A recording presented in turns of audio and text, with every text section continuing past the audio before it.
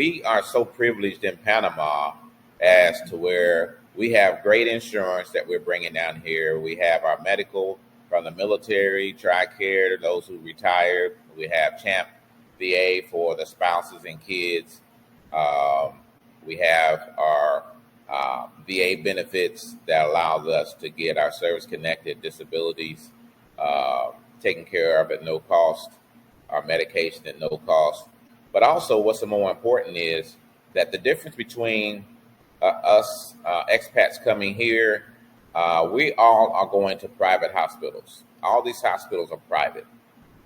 And that means that we don't have to wait too long for appointments. We don't have to get up at 5 o'clock in the morning to get to the hospital. The Panamanians get up at 5 o'clock in the morning to go to their appointments because there's so many of them using the national hospital system that they're getting up at 5 to get there, and hopefully they'll be seen within a few hours. But it's an all-day affair for them, like it used to be for us at the VA when they didn't have all these modern facilities to treat us veterans.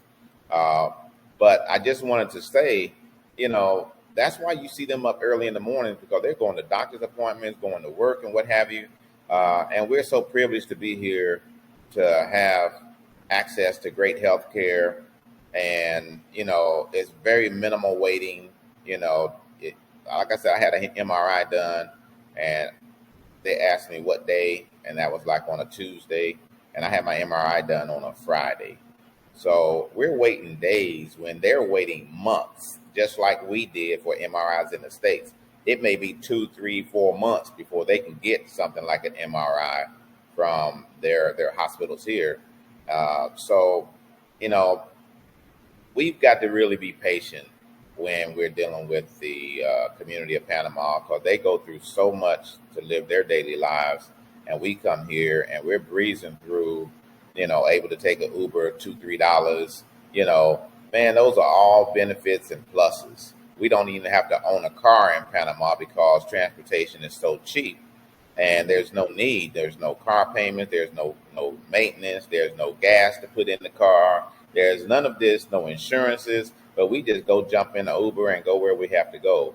So these are just different things that, I'm noticing that we are getting so comfortable with.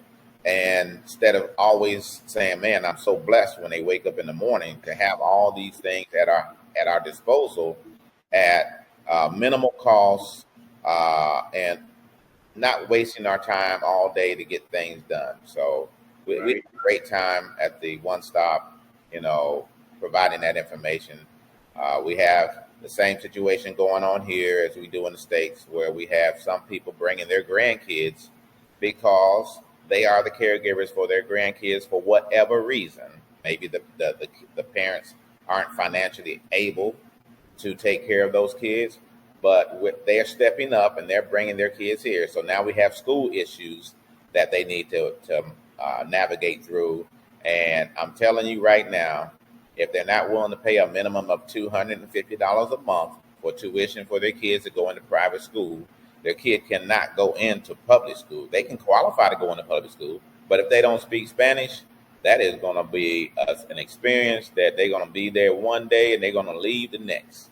But we have an expert here that talks about, the school programs, the difference between the different private schools that you have to pay a tuition, whether there's a lunch, free lunch. There's no free lunch. You buy your lunch every